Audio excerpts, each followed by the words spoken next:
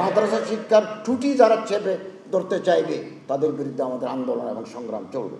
এই মাদ্রাসা শিক্ষা বিগত 16-17 বছর যাবৎ এই মাদ্রাসা শিক্ষাকে, মাদ্রাসার শিক্ষার্থীদেরকে অবদমিত করে রাখা হয়েছে। জাতীয় বিশ্ববিদ্যালয়ের ভাইস চ্যান্সেলরের সাথে আমার কথা হয়েছে, দেখা হয়েছে। আমি কলেজের শিক্ষক থাকাকালীন political science yes, sociology yes, Islamic studies no,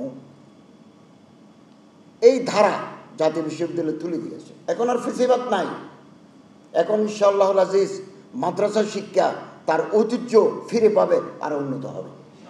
এবং আমাদেরকে সতর্ক থাকতে হবে যেন ফেসিবাদ আর জন্মগ্রহণ না করে। মাদ্রাসা শিক্ষার ত্রুটি যারা চেপে ধরতে চাইবে তাদের বিরুদ্ধে আমাদের আন্দোলন এবং সংগ্রাম চলবে। এবং ডক্টর আহমদ আলী সাহেব খুব ভালো কথা বলেছেন, মাদ্রাসা শিক্ষা বিশেষায়িত শিক্ষা, স্পেশালাইজড এডুকেশন। ডাক্তার বানানো, ইঞ্জিনিয়ার বানানো, আইটি স্পেশালিস্ট বানানোর জন্য তো প্রতিষ্ঠান আছে। এটাকে আধুনিক করতে করতে দেওয়ালের সাথে লাগিয়ে দিছি আমরা, আর আধুনিকতা নয়। আপনাদের জানা আছে নিউ স্কিম নামে একটা মাদ্রাসা ছিল এই দেশে, নিউ স্কিম। এই মাদ্রাসা কোথায়?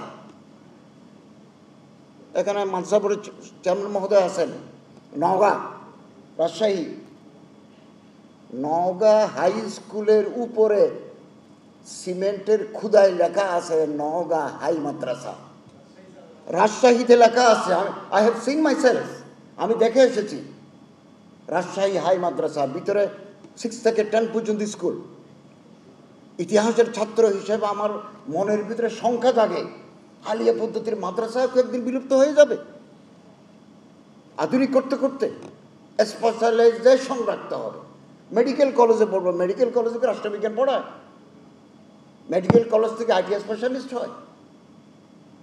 টেকনোলজি ইউনিভার্সিটিতে, টেক্সটাইল ইউনিভার্সিটিতে কি মেডিকেল পড়ায়?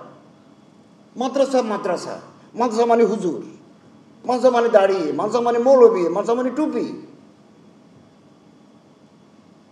এই আধুনিকতা অতিমাত্রিক, আমি আধুনিকতার বিরোধী নই, অতিমাত্রিক আধুনিকতা আমাদের কোনো শেষ করে দিবে কিনা ভাবতে হবে।